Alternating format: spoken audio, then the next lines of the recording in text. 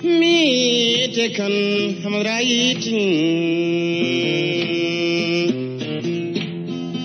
Messieurs, bonjour et merci de nous renouveler votre fidélité. Merci à Antoine Diouf qui a assuré la semaine dernière en recevant notre confrère Adama Gaye, spécialiste des questions liées aux relations entre l'Afrique et la Chine. Merci donc Antoine, bonjour, El Hadj Hamidou Kassé. Bonjour Mamoudou. Merci encore une fois d'avoir accepté notre invitation. Le grand jury reçoit le conseil spécial du président de la République, Macky Sall. El Hadj Hamidou Kassé est également président du comité scientifique du 15e sommet de la francophonie à Dakar. Comme formation, il est spécialiste de la communication, notamment de la communication politique. El Hadj Kassé, on commence par l'actualité politique justement. On sent le pouvoir tendu depuis le retour au Sénégal de l'ancien président de la République, Maître Abdoulaye Wade. Pourquoi ce manque de sérénité de la part du simple fait de la part du pouvoir, du simple fait d'un retour dans son pays d'un ex-chef d'État? Merci Mamoudou de m'avoir invité une fois de plus à cette prestigieuse émission du dimanche. Je ne suis pas tellement sûr que le mot tendu soit convenable en la matière, pour deux raisons. D'abord, l'ancien président de la République, Abdoulaye Wade, est rentré pour la première fois sans doute dans l'histoire de la démocratie, à une heure tardive. Il s'est payé un bain de foule de l'aéroport jusqu'à son siège, le siège du PDS. La manifestation a été bien encadrée par les forces de l'ordre. À ma connaissance et selon le niveau d'information que j'ai, il n'y a pas eu une seule confrontation entre ces militants et les forces de l'ordre. Le pouvoir, évidemment, a pris des dispositions. Oui, toute cette armada sécuritaire, quand même. Mais ce n'est pas une paranoïa, ce n'est pas une paranoïa. Peur panique de Maître Abdoulaye Wade. Pas du tout. C'est juste que la fonction régalienne d'un État est de veiller à la sécurité de l'espace public, à la sécurité des populations. Et il est tout à fait donc indiqué, compte tenu de toute la tension que recelait le retour de l'ancien président Wade, il était tout à fait indiqué de prendre toutes les dispositions pour éviter les débordements. Vous confirmez la tension, justement? Oui, la tension, elle est née simplement. Elle découle simplement d'une stratégie de Wade lui-même, mais pour, à mon avis, créer une certaine intensité émotionnelle, créer un buzz médiatique et par conséquent donner à son retour un caractère populaire. Vous êtes tombé dans le piège en tant que pouvoir. Mais non, il est préférable, il est toujours utile de prendre ces dispositions. Un pouvoir ne peut pas négliger quelque phénomène déviant que ce soit.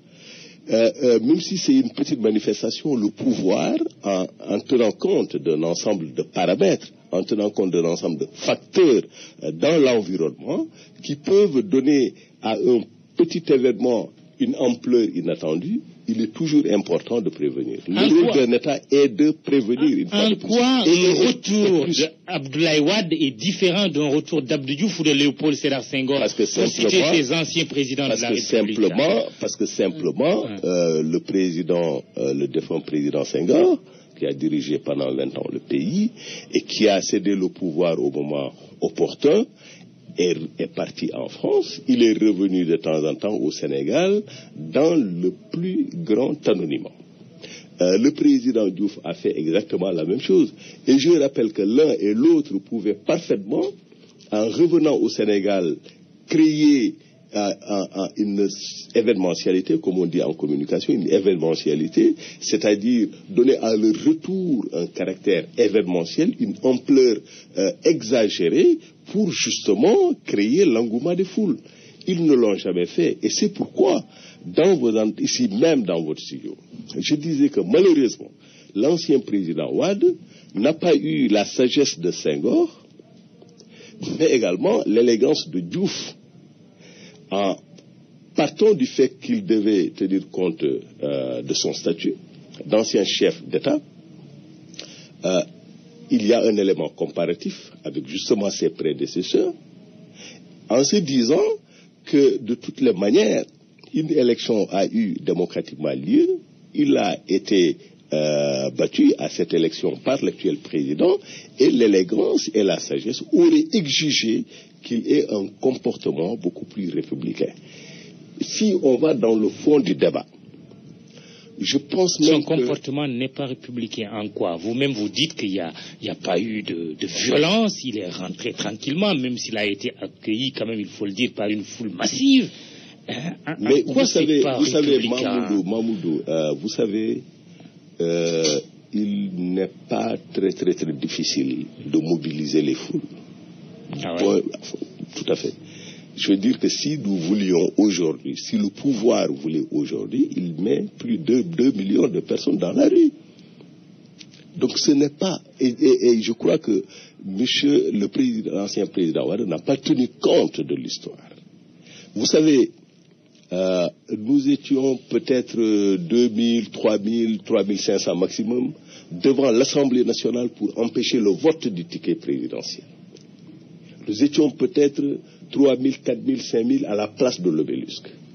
Pendant ce temps, le président Wade et ses compagnons parlaient de 3 millions à 4 millions de personnes sur la VDN. Ça, c'était en 2011. Mais il y a quand même une différence colossale entre 4 000 et 3 000 personnes d'une part et 4 millions de personnes d'autre part. Et pourtant, au soir du 25 mars, il a félicité son challenger, le président Macky Sall. Donc c'est un républicain. Républicain. Non, mais je parle des élections.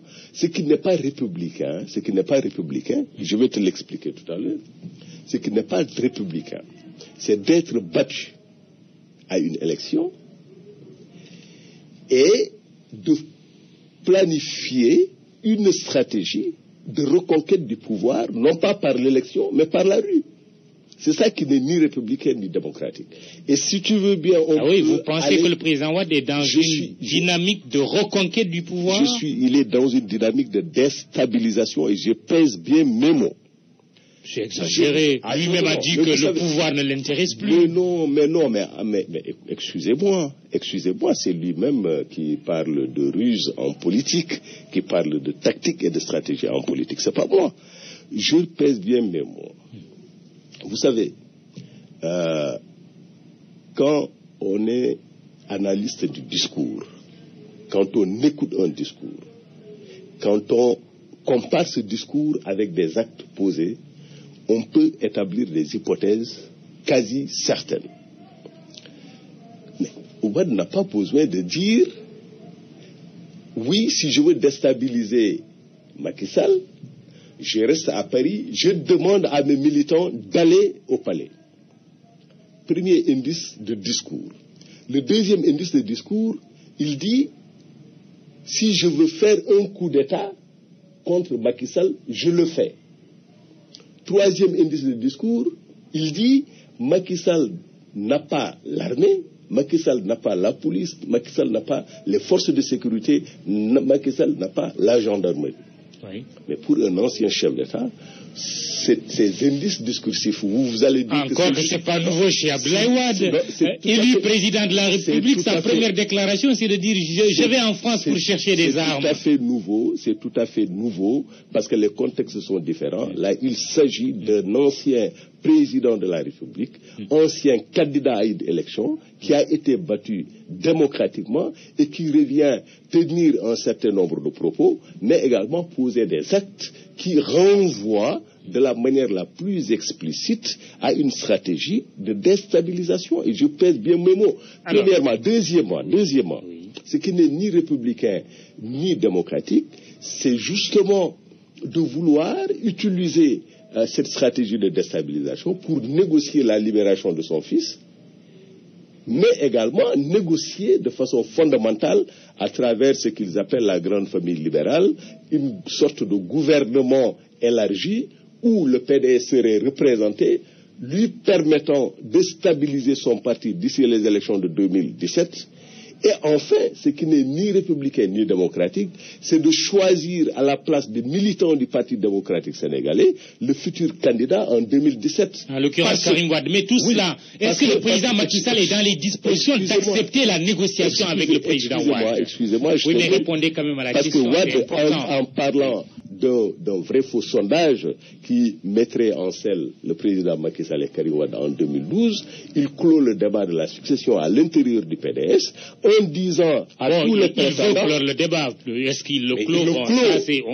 On verra. Un sondage dont on n'a pas d'ailleurs les résultats et on sait qu'un sondage c'est la photographie d'un moment bien précis. La présidentielle de 2017, c'est dans 3 ans. Mais est-ce que le président Macky Sall est disposé à négocier avec le président Wade, d'autant plus que l'ancien président lui dit, fort de la mobilisation au soir de ce fameux vendredi 25 avril, aujourd'hui Macky Sall doit décrypter les messages de cette mobilisation monstre, qu'il réponde avant qu'il ne soit trop tard, car le réveil risque d'être douloureux et brutal. Quelle réponse à cette déclaration? Non, mais justement, comment vous interprétez une telle phrase? Moi, je ne suis pas là à interpréter, je vous pose une question. Est-ce que le président Macky Sall est dans les dispositions de négocier avec son prédécesseur? Mais négocier autour de quoi? Mais parce que, Mahmoudou, la première règle... Même vous l'avez dit, vous dites que son intention, c'est de faire sortir son président, mais son fils, ceci, c'est cela, son fils plutôt, oui. Mais est-ce que le président Macky Sall va négocier quoi? La sortie de Karim Wade? Il faut être conséquent. On ne peut pas demander à la justice d'être indépendante. On ne peut pas demander au président Macky Sall de respecter l'indépendance de la justice et en même temps lui demander de négocier avec l'ancien président Wade la sortie ou non de son fils de prison. Il faut être conséquent, premièrement. Deuxièmement, négocier autour de quoi?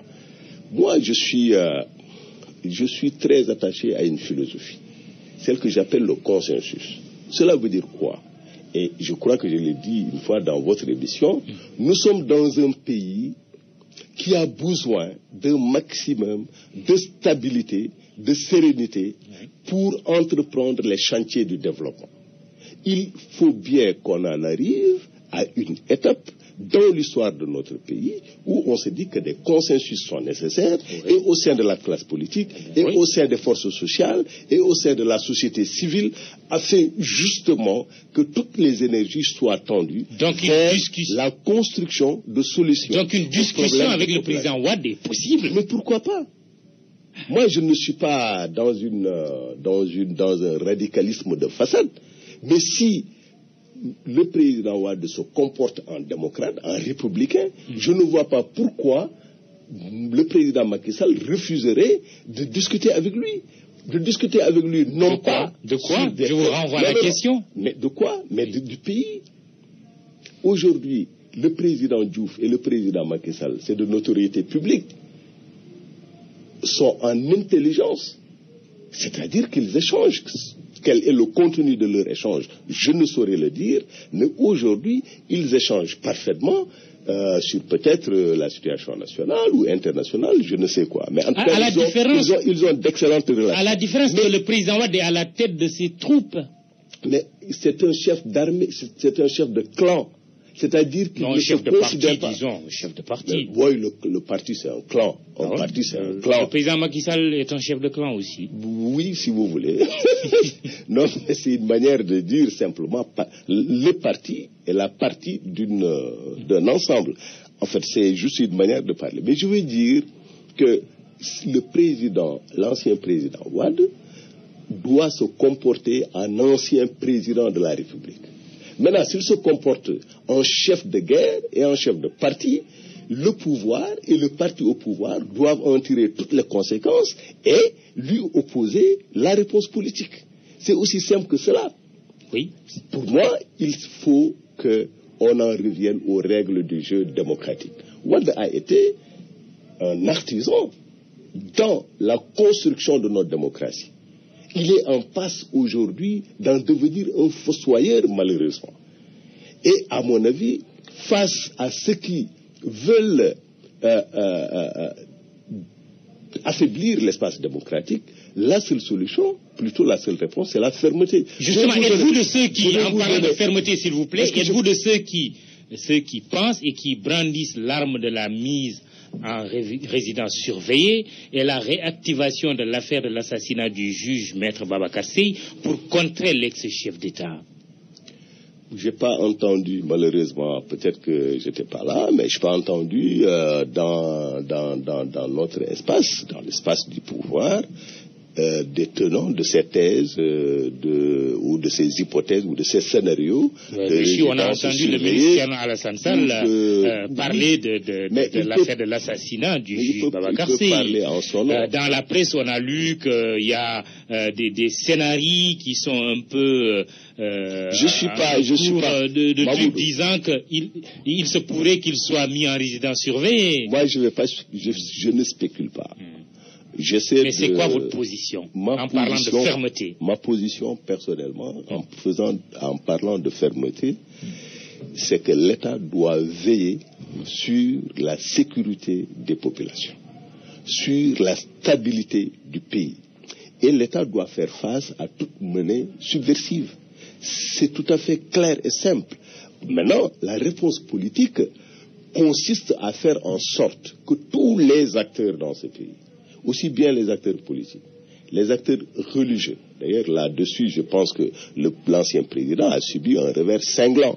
Parce que dans toutes les familles religieuses où il est parti, on lui a dit, le pays a besoin de paix et vous devez contribuer à veiller sur cette paix-là. Face à votre impuissance politique, ce sont les chefs religieux qui sont en train de vous sauver finalement. C'est pas de l'impuissance. Mais qu'est-ce que vous appelez impuissance? Nous n'allons pas quand même faire de contre-manifestations, nous affronter avec les militants du Parti démocratique sénégalais, dont la majorité, à mon avis, est de bonne foi, mais est en train d'être manipulée par quelqu'un dont l'ambition unique et principale est de faire sortir son fils de prison, mais également d'en faire le candidat du PDS en 2017. C'est aussi simple que cela. Donc nous n'allons pas sortir dans la rue comme nous y inviterait l'ancien président pour des confrontations tout à fait inutiles et hors cadre démocratique. Mais l'État a les moyens de garantir la sécurité et la stabilité de l'espace public. Et il faut que l'État utilise ces moyens-là, premièrement. Deuxièmement, la solution politique, pour nous, elle est civilisée. Elle consiste justement à faire en sorte que l'ensemble des acteurs, les familles religieuses, les syndicats de patrons, la société civile, soient conscients du fait que la préservation de l'ordre démocratique passe par le respect des jeux démocratiques. Mais le pouvoir aussi est tenu de respecter ce jeu démocratique. Pourquoi vouloir utiliser les moyens de l'État pour casser du manifestant, pour interdire les gens de manifester? Non, il n'y a pas d'interdiction de manifester. Même une marche pour protester contre la construction d'un mur sur la corniche est interdite par 2 fois. Les grenades lacrymogènes sont balancées parce que l'ex-chef d'État est parti rendre visite à une dame en prison, Mme Aïda Ndiong. Est-ce que ça, ce n'est pas des comportements antidémocratiques de la part du pouvoir? Je suis désolé, il ne faut pas prendre des épiphénomènes pour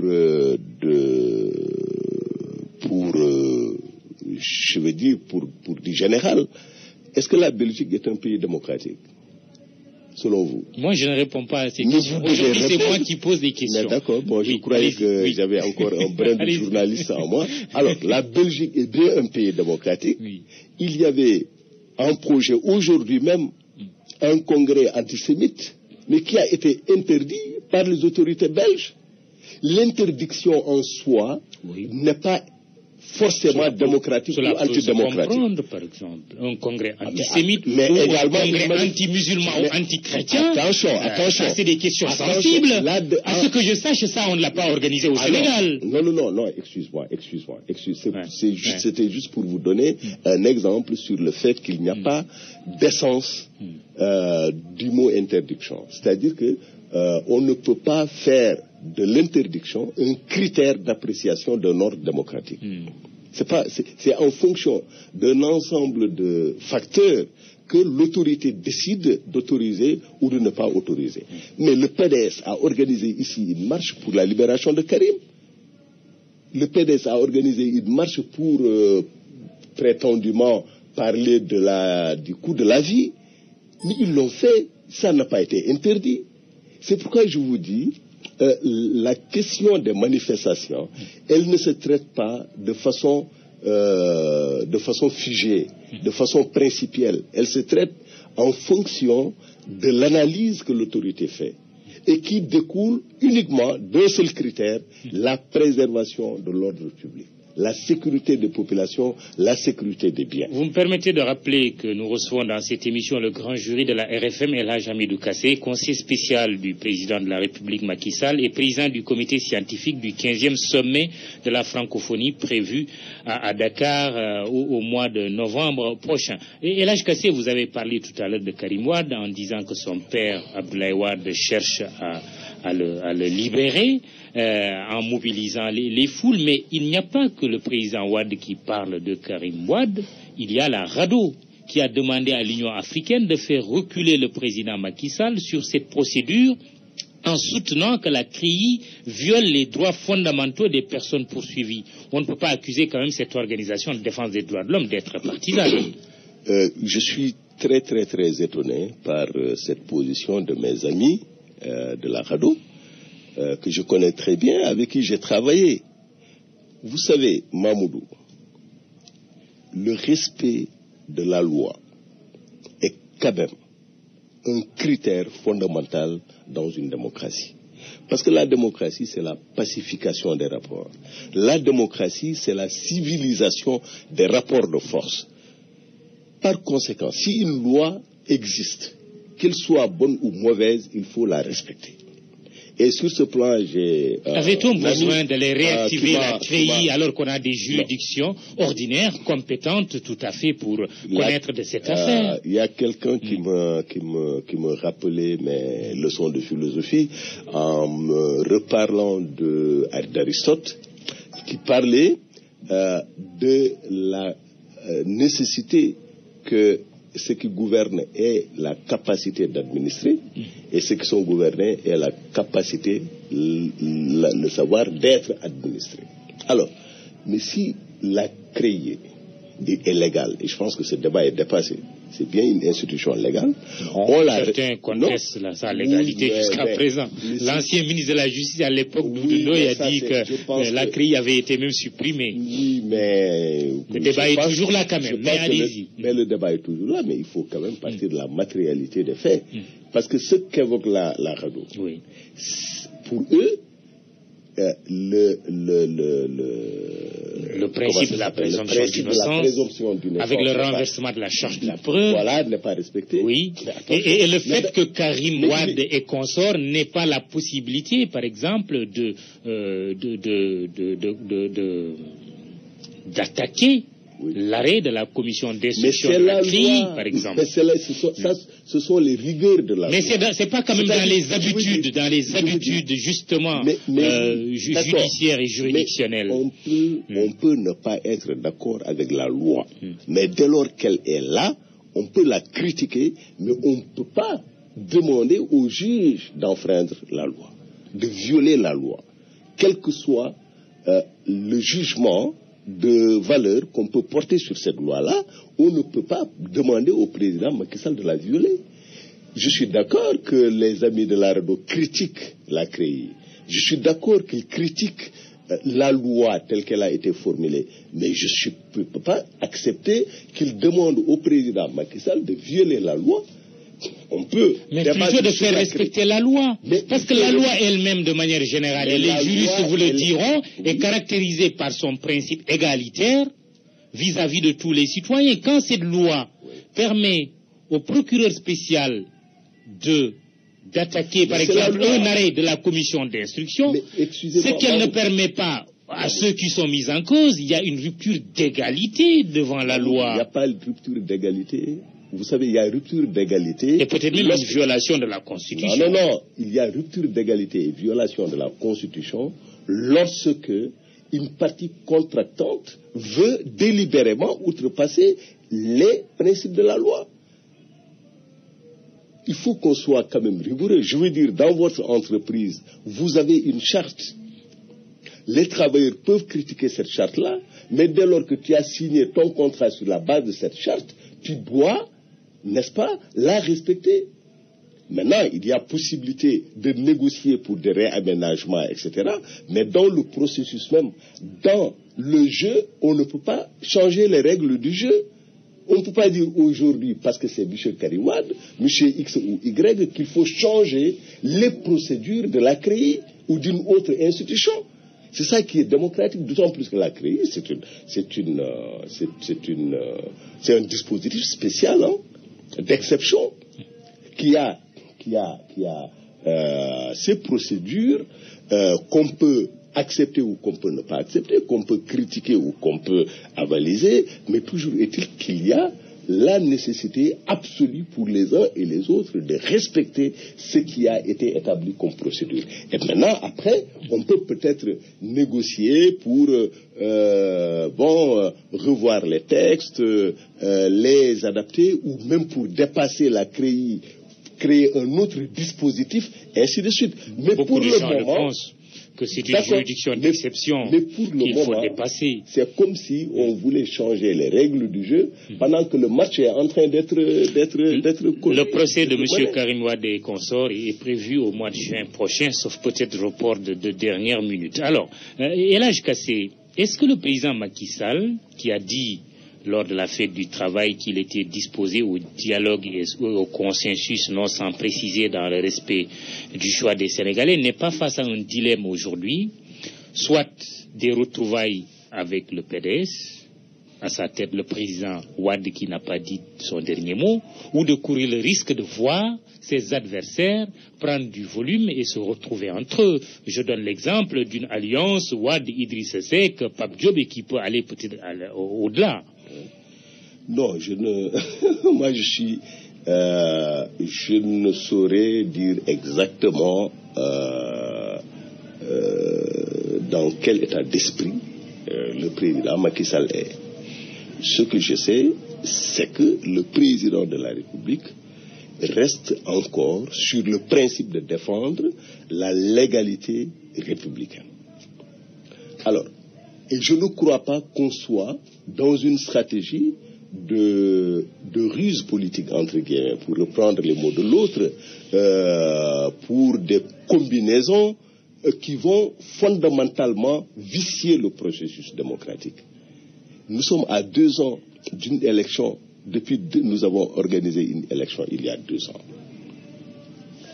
Un candidat a été battu. Et je ne pense pas qu'il soit républicain et démocratique de vouloir faire preuve de forcing pour revenir dans l'espace du pouvoir. Et ça, le président Macky Sall ne le fera pas. Hors de question de gouverner avec le PDS. Mais non, je ne dis pas hors de question de gouverner avec le PDS. Je vous disais tantôt que moi, je suis attaché à une philosophie, et je le dis depuis au moins 2000, ce que j'appelle la convergence minimale, ou les convergences minimales, qui permettent à toute la classe politique de gérer une étape de transition qui permet de régler les problèmes basiques des Sénégalais. Mamoudou, vous allez quelque part dans la banlieue dakaroise, il y a des zones où les gens n'ont pas d'eau potable, où il n'y a pas d'électricité, où il n'y a pas d'école, où il n'y a pas de poste ou case de santé, où il n'y a rien. Et donc nous sommes obligés de passer par des étapes de consensus, par des étapes de convergence. Et ce modèle-là, tout le monde, je pense, le sait. Pour ceux qui ont suivi ce que je dis et ce que j'écris, je l'ai défendu même dans le cas malien. Mais on a vu ce que ça a donné. Ça n'a strictement rien à voir, justement. Il faut détacher. Le résultat, c'est que le président ATT a été victime de coup d'État. Le Mali est sombré dans une guerre avec des islamistes armés. Ça n'a rien à voir avec le modèle de façon intrinsèque. Et ça, c'est un autre débat. Vous pensez que le Sénégal doit copier le modèle malien sous ATT? S'il vous plaît. Moi, je ne demande ni de copier, ni de ne pas copier. Je dis simplement que j'ai une forte conviction que dans plusieurs pays africains, et particulièrement dans un pays comme le Sénégal, nous devons faire en sorte que l'écrasante majorité des forces vives de la nation se coalisent et gèrent des périodes plus ou moins longues de construction de solutions à des problèmes. En se retrouvant dans un gouvernement. En se retrouvant dans un gouvernement. Pourquoi pas? C'est une modalité. Le gouvernement, c'est une modalité dans la gestion consensuelle du pouvoir. D'ailleurs, je l'ai dit dans un article paru en septembre 2012 et qui était intitulé « Où va Macky Sall ?» J'ai montré qu'en réalité, le Benno Bokk Yakaar n'est pas une option circonstancielle, c'est une option inscrite dans la philosophie du président Macky Sall. Je me rappelle un soir, quand il s'agissait de former le premier gouvernement, il y a des camarades de l'APR qui ont confectionné une liste où il y avait où les 90% c'était de l'APR, mais il a rejeté en disant mais comment voulez-vous gouverner seul ce pays-là? Pourtant, justement, l'APR est accusé de gourmandise par ses alliés, même avec les dernières investitures pour les élections locales. Mais Mahmoud, regardez le gouvernement. L'APR est minoritaire dans le gouvernement, très minoritaire même dans le gouvernement. Sur le terrain politique, je veux dire. Sur le terrain politique, avec les investitures concernant les locales, l'APR est accusé de gourmandise par certains de ses alliés. Au point que la coalition Benno Bokk Yakaar a volé même un éclat dans plusieurs localités. Au premier tour, le président Macky Sall a eu combien par rapport à ses alliés actuels? Oui, il a eu autour de 26%. Oui. Mais là où les autres avaient 5%, 7%, ainsi de suite. Ah non, plus que ça quand même. S'il vous plaît. Certains avaient eu 12, 13 quand même. Oui, mais jusqu'à présent, c'est quand même le juste 2 ans. Mais c'est le double. Ses adversaires réunis. Non. Si. Ceux qui l'ont soutenu réunis font plus que le score du président Macky Sall au premier tour. Oui, mais c'est pas important. Ce qui est important, c'est que l'APR et ses alliés originels ont parfaitement le droit de revendiquer le leadership dans ces locales. Mais comme les autres ont le droit de revendiquer le leadership dans telle ou telle localité, le président avait donné une directive tout à fait honnête en disant que là où vous savez pertinemment que les alliés sont plus forts, laissez-les diriger les listes. Par ailleurs, il faut négocier. Par ailleurs, il faut vous imposer. Mais c'est aussi ça, les règles du jeu politique. S'imposer au point d'être forclos dans des localités. Bon, non, un parti au pouvoir, quand même. Non, mais là, c'est des incidences. C'est tout à fait des incidences tout à fait marginales. La commune de Ogo. Oui, mais attends, la commune de Ogo, peut-être, bon, vous êtes de là-bas. Bon. Non, c'est pas parce que je suis de là-bas. Même la presse en parle. Ce n'est pas que Mahmoud Ibrakan qui en parle. On a même dit que le président est très fâché qu'il va prendre des mesures. Oui, mais c'est normal. Même si c'était dans la plus petite localité du pays, le fait d'être forclos par notre propre turpitude doit être sanctionné. Ah oui? Qui va être sanctionné dans cette histoire? Mais je ne sais pas les auteurs de cette forclos. Farbangom qui est accusé, par exemple? Non, je ne sais pas. Pour être honnête, je ne sais pas exactement qu'est-ce qui s'est passé. Très bien. Alors, je rappelle que l'émission Le Grand Jury... Ces forclusions sont quand même marginales. Très bien. Le Grand Jury reçoit Elhadji Hamidou Kassé, conseiller spécial du président de la République. Nous allons parler tout à l'heure quand même du sommet de la francophonie. Mais une dernière question, Elhadji Hamidou Kassé. Avec ce retour de Wade, des observateurs n'ont pas manqué de relever ce qu'ils appellent un mauvais entourage du chef de l'État, notamment les prises de position va-t-en-guerre de certains de ses conseillers et même des membres du gouvernement. Pour le conseil spécial que vous êtes, le président Macky Sall est-il bien ou mal entouré? Vous savez, c'est à chaque fois on entend ce genre de propos depuis Senghor. Je sais, est-ce que c'est spécifique à notre pays, mais en tout cas chez Senghor, Diouf, Wade et aujourd'hui le président Macky Sall, on parle toujours de l'entourage qui est mauvais. Oui. Il est mauvais? Il est vraiment mauvais? Mais non, mais moi je pense que le président s'entoure de gens parce qu'il a confiance en eux. Et le jour où il n'aura pas confiance en eux, il s'en sépare. Très sincèrement, je ne suis pas en philosophant dans ce que j'appellerais la phénoménologie des personnalités qui entourent le président. Moi, je fais mon boulot, je fais mon travail, j'essaie d'être j'essaie d'être honnête dans mes prises de position.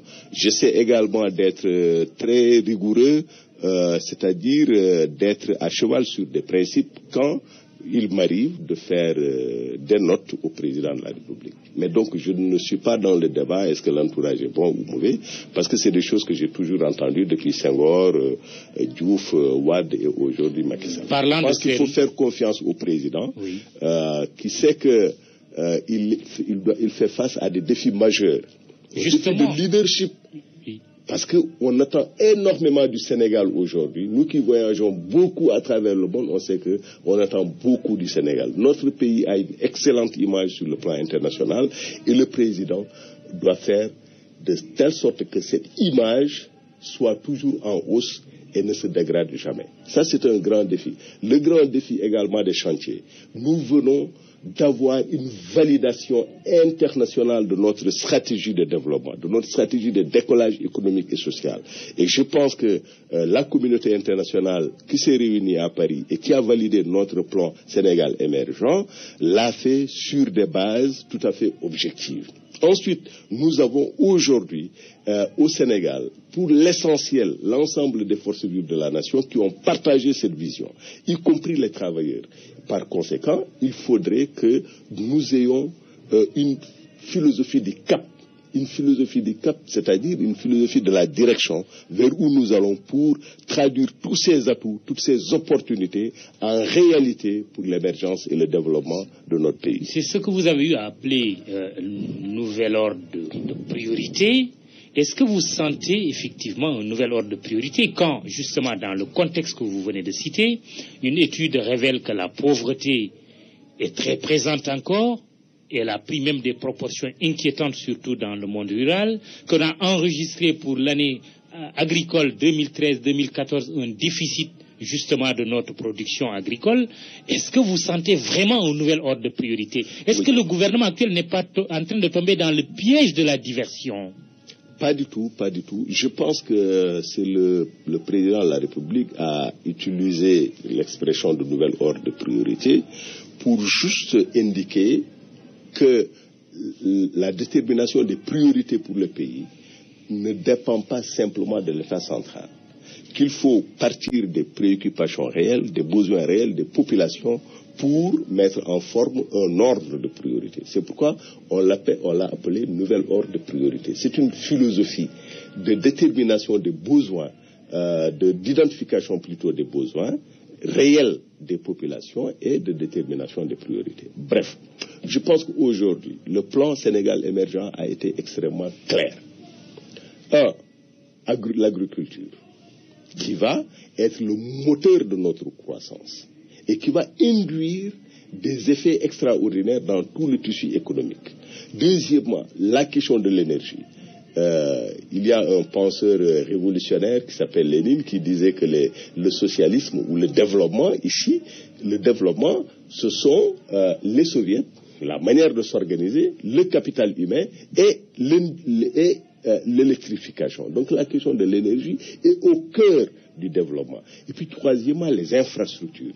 Mais des infrastructures pas esthétiquement belles, par exemple la plus belle corniche, mais des infrastructures socialement productives, plutôt socialement utiles et économiquement productives, donc qui participent de la croissance. Je pense que l'ordre de priorité est extrêmement clair et aujourd'hui, tous les efforts du gouvernement sont tendus vers la réalisation de ce nouvel ordre. Pour le moment, tout cela est quand même théorique. On a enregistré que notre taux de croissance n'a pas atteint, par exemple, l'objectif qui a été fixé. On a fait 3,5% alors que l'objectif était de 4%. Mais ça, c'est le chiffre du ministère de l'économie et des Finances. Mais qui a été validé par l'ANSD. Non, qui a été validé par l'FMI. Est-ce que le FMI pouvait ne pas valider ce qu'a dit le gouvernement quand même en tant que partenaire? Oui. Non, mais ce ne sont pas des enfants. L'ANSD, qui est aussi une structure de l'État, a eu à dire qu'on a fait autour de 2,6%. Non, mais parce que simplement, d'après les informations que j'ai, l'ANDS n'avait pas pris en compte la production agricole, voilà, la production agricole et d'autres variables ou paramètres qui sont quand même décisifs dans la composition du PIB. Alors, du taux de croissance. Alors moi, ce qui importe le plus, c'est qu'aujourd'hui, il y a des projets qui avancent, comme l'autoroute, qui est quand même une infrastructure très importante. Dans le domaine de l'énergie, il y a des projets. Vous parlez de quelle autoroute? Celle de Ouad, là? Non, je parle de Thiès, Tivaouane-Touba. C'est quand même une autoroute socialement utile et économiquement productive. La question de l'énergie également, nous sommes en train de la régler. Et la volonté du président, ou même le volontarisme du président, se manifeste par la mise en place du bureau opérationnel pour le suivi du plan Sénégal, la mise en œuvre du plan Sénégal. On a entendu tout à l'heure le ministre Mohamed Dionne, invité de l'émission Remue Ménage d'Alassane Samba Diop. Elhadji Kassé, il nous reste 10 minutes, nous allons parler du sommet de la francophonie. Vous êtes le président du comité scientifique de ce 15e sommet prévu à Dakar au mois de novembre. Pour faire l'état des lieux aujourd'hui, vous en êtes où? Globalement, nous sommes dans les délais. Nous sommes dans les délais au moins à 3 niveaux. Oui. Du point de vue de l'organisation, dont s'occupe mon ami et grand frère Jagabib Sy, toutes les commissions, le délégué général à l'organisation du 15e sommet de la francophonie, toutes les commissions ont produit leur plan d'opération, les protocoles et les normes pour la mise en œuvre des grandes orientations qu'elles sont définies. La commission logistique, en rapport avec la commission protocole, a fini d'identifier aujourd'hui tous les dispositifs hôteliers dont on aura besoin, en termes de suite senior, de suite junior plutôt, de chambres je dirais standard, etc., etc. Tout le dispositif a été identifié. Et un plan d'hébergement de toutes les délégations a été défini. En matière de santé, tout le dispositif opérationnel a été scénarisé et la mise en œuvre va se faire. En matière de transport... On comprend maintenant mieux toute cette armada déployée par rapport à la menace du virus ou de la fièvre Ebola. Oui, c'est aussi en perspective de cela. En perspective, mais c'est de façon globale. Voilà. Alors, en matière de transport, idem. En matière d'accueil, etc., etc. Même le scénario de l'acheminement des délégations des chefs d'État de leurs hôtels ici à Dakar vers le centre de conférence. Tout ça a été c'est ça la grosse affaire. Le centre de conférence sera-t-il prêt? Le centre de conférence, d'après les dernières informations que j'ai, sera prêt et dans les délais. Et nous aurions même 3 semaines d'avance. Ah bon? Oui, nous aurions même 3 semaines d'avance. Il n'y a pas du tout de plan B, comme ce fut le cas lors du dernier sommet de l'OCI. Finalement, on s'est rabattu sur le méridien parce que les infrastructures qui étaient prévues n'étaient pas prêtes. Mahmoud, il n'y a pas de plan B? Dans toute entreprise de ce genre, quel que soit le degré et le niveau de certitude, il faut toujours avoir un plan B. Un plan B. C'est-à-dire en se rabattant sur le méridien président. On ne sait jamais. C'est-à-dire que nous sommes. C'est-à-dire il y a quand même 99,99% de certitude. Mais il y a toujours ce qu'on appelle le 0,1% de zone d'incertitude qui exige qu'il y ait un plan. Le centre de conférence, c'était le 2e volet, je suppose, et le 3e volet de l'ordre. Le 3e volet, c'est du point de vue politique et scientifique. Oui. Là également, nous sommes très avancés parce que nous avons présenté à la commission ad hoc de rédaction de la déclaration de Dakar, qui engage les chefs d'État et de gouvernement, nous avons présenté dans un premier temps les termes de référence, c'est-à-dire comment le document doit être structuré, quels doivent être les contenus de ce document-là, les contenus de base. Nous l'avons présenté et tous les pays qui étaient présents à la commission ad hoc l'ont validé. Autour de quel thème? La deuxième, oui, mais le thème central, c'est femmes et jeunes en francophonie, vecteurs de paix, acteurs de développement. Évidemment, il y a des thèmes connexes et annexes. tels que sur les questions de santé, sur l'emploi des jeunes, qui est une véritable emphase, sur l'accès des femmes aux revenus, la valorisation de la participation des jeunes et des femmes dans les stratégies de développement, mais également sur les crises qui secouent l'espace francophone, sur un certain nombre de conjonctures internationales, etc. Donc nous avons présenté le document d'orientation, les termes de référence, ça a été validé. La deuxième étape, il y a moyen d'une semaine, nous avons présenté la première esquisse de déclaration de Dakar, qui a également été bien appréciée. Qui dira quoi en gros, en une phrase? Non, mais bon, c'est le rappel des principes fondateurs de la francophonie. Et puis, bon, ça insiste également sur, ça fait le point sur les jeunes et les femmes dans les stratégies de développement et la promotion de la paix, les questions également, comme je disais tantôt, de crise. Donc ce document, qu'on appelle le document martyr, a été produit. Et il y a maintenant au niveau des capitales, chaque pays va apporter ses amendements, ses remarques, ses critiques, jusqu'à ce qu'on aboutisse à un document final qui sera présenté au niveau de la conférence ministérielle en novembre, avant son adoption par les chefs d'État et du gouvernement. Au plan politique, ce sommet sera marqué en principe par le retrait du président Abdou Diouf, natif du Sénégal, qui a dirigé ce pays pendant près d'une vingtaine d'années. On parle beaucoup, on spécule beaucoup sur sa succession. Qu'est-ce que vous pouvez nous dire de la succession du président Abdou Diouf? On a du mal à en trouver, semble-t-il, un profil adéquat. Moi, je ne suis pas habilité à parler de la succession de Diouf, parce qu'il ne faut pas oublier que nous ne sommes que pays organisateurs, et personnellement, nous ne sommes qu'agents de l'État chargés de la mise en œuvre d'une partie du processus de préparation du sommet. Il n'y a pas de risque que l'Afrique perde le poste de secrétaire général de l'OIF? Je suis entre guillemets diplomatiquement soumis à une obligation de réserve. Maintenant, peut-être en tant qu'observateur, je vois qu'il y a des candidatures plus ou moins officieuses ou plus ou moins officielles, ça dépend, telles que celle de Bouyoya. Il y a également celle d'un ancien premier ministre mauricien, Letrak, je crois. Il y a également l'ancienne gouverneure, représentant de la reine d'Angleterre au Canada, Michael Jean, qui est d'origine haïtienne, etc. On parle également de l'ambassadeur et écrivain Henri Lopez, etc., etc. Donc il y a des candidats.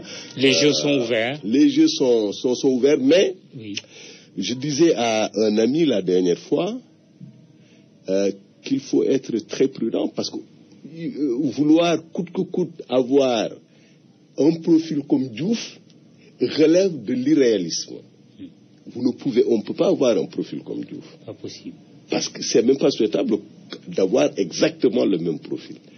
Parce que quand même, à partir du sommet de Dakar, la francophonie va effectuer un virage et adopter une nouvelle séquence.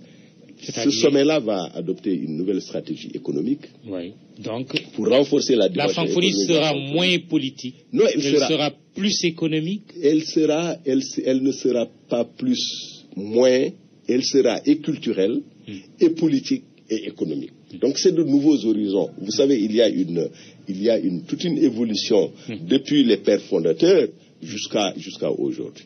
Mais il y a un enjeu essentiel que les Sénégalais doivent comprendre, c'est que à partir depuis novembre 2013, M. Mankeur Ndiaye, ministre des Affaires étrangères, et président de la conférence ministérielle de la francophonie, depuis également la mise en place de la commission ad hoc, Mme Penabo, représentante personnelle du chef de l'État auprès de l'OIF et présidente de la commission ad hoc, À partir du sommet, c'est le président Macky Sall qui sera président en exercice du sommet jusqu'au prochain sommet de 2016. Et c'est donc sous le magistère du président Macky Sall que les grandes orientations liées à la stratégie économique et à la stratégie jeunesse seront mises en œuvre. Alors, dernière question, El Hadj Hamidou Kassé, ça a trait à l'argent. Ce sommet va coûter combien? Bon, le sommet, la préparation du sommet lui-même, en termes de processus, avec les commissions, avec le comité scientifique, etc., tourne autour de 10 milliards. Et d'après le conseil spécial du secrétaire général de l'OIF, qui est dans les sommets, oui, depuis au moins le troisième sommet, depuis le troisième sommet jusqu'à aujourd'hui, pense que c'est le budget le plus faible de tous les sommets auxquels il a été convié. Et ce budget de comme de 7 milliards qu'on aurait affecté à M. Athias? Faux. C'est de la spéculation. Merci. Et je vous le dis de la manière la plus ferme, c'est totalement faux. C'est combien alors? C'est combien, rapidement? Ensuite, non, je suis pas dans le. Non. Excusez-moi, moi, je ne gère pas cet aspect-là parce que je suis du comité scientifique. Très bien. Mais c'est faux.